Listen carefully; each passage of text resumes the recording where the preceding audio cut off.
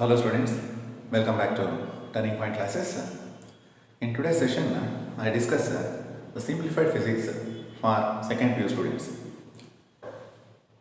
In the previous class, I discussed the electric field at a point on the axis of an electric dipole and also at a point on the perpendicular bisector of an electric dipole. If you have not watched my previous videos, link is provided. Go to that link and view all previous videos. Even videos for cassette are being uploaded. Go through all those videos. They will be very helpful to your cassette also. We'll come back to the topic. The next topic is Gaussians law. This Gaussians law is mainly for finding electric field at a point due to the distribution of charge on a surface.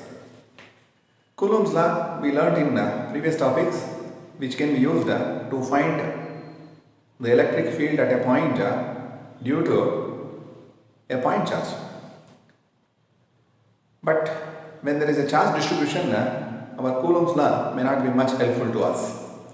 So therefore, wherever there is a distribution of charge on a surface, we make use of Gaussians law. From the point of exam, what is required for us is statement of Gaussians law. So Gaussians law statement is this. There is a statement. The total electric flux through a closed surface is equal to Q by epsilon naught, where Q is the charge enclosed within the surface. That is a statement. Mathematical form of this statement is written here. If I write flux by phi is equal to E dot A, this is available in our previous discussions. That is also equal to A cos theta by Gaussians law. This is equal to Q by epsilon naught. So A is the area of a surface, E electric field, theta is the angle between electric field and normal drawn to the surface. Normal drawn to the surface. Q is the net charge inside the closed surface. This is one simple 1 mark question. If 1 mark question is given, just you write the statement, state Gaussians law. This one is enough for us. If it is given for 2 marks, then you can go for this additional part. Now under Gaussians law, we have 3 applications, out of which one is the most important one, which we will be discussing in a short time.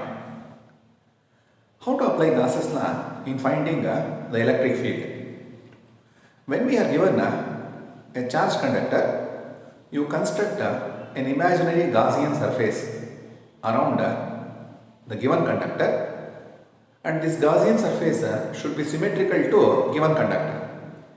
Then we find out what is the flux through this Gaussian surface.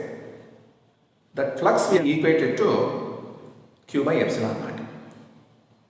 This is how we will proceed in all our 3 applications. Let us see the first application. The very first one is electric field at a point near an infinitely long straight uniformly charged wire. Say I am given a charged wire of infinite length. You find out electric field at point P. Point P is at a distance r. What is the electric field at P? Here we use Gaussians law. Wire is cylindrical in shape, therefore you construct a cylindrical Gaussian surface around the wire. So diagram is drawn here. Cylindrical Gaussian surface is drawn, that is a broken line or dotted line, whichever you want to take. This represents the Gaussian cylinder, a Gaussian surface. Point P at a distance r. At point P, let us say E is the electric field. In the direction of electric field, I marked n cap. So n cap is unit vector in the direction of electric field. I have taken the Gaussian cylinder of length L. This is what we have done. Of course, this wire is exactly passing through the axis of the cylinder R. The Gaussian cylinder what we constructed is symmetrical to the straight wire. That's all.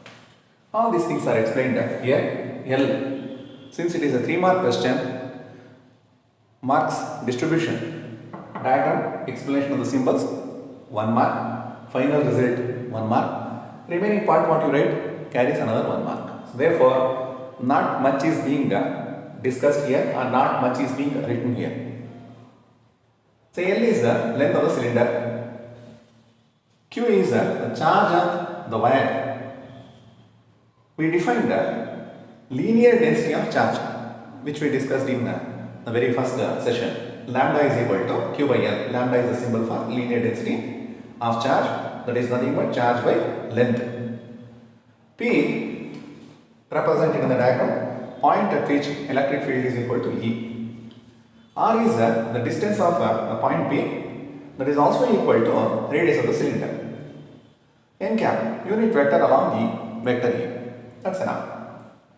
Now by Gaussians law, you find out what is the flux through this Gaussian cylindrical surface. So the flux through curved surface of the cylinder is equal to phi is equal to E dot A. I have written as EA because EA cos theta is there. Theta is the angle between direction of electric field and normal. So this is a normal drawn to the surface. Normal and electric field both are in the same direction. Theta is equal to 0. Cos theta is equal to cos 0. Simply it becomes 1. So therefore straight away it is taken as EA.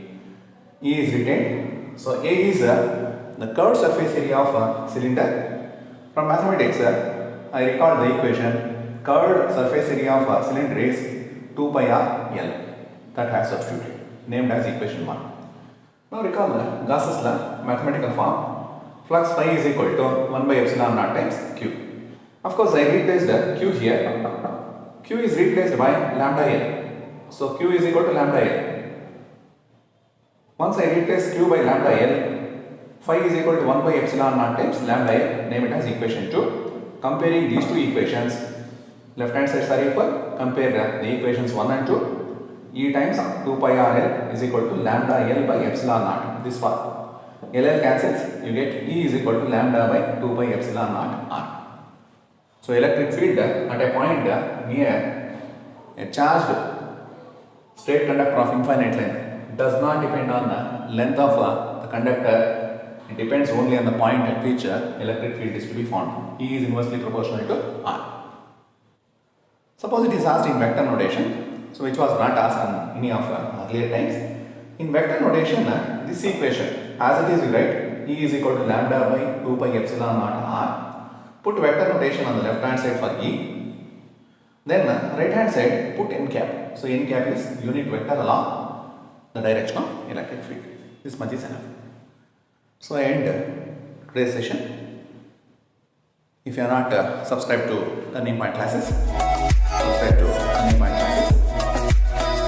Share the link with your friends and like the video. I will come back to next class. God bless you.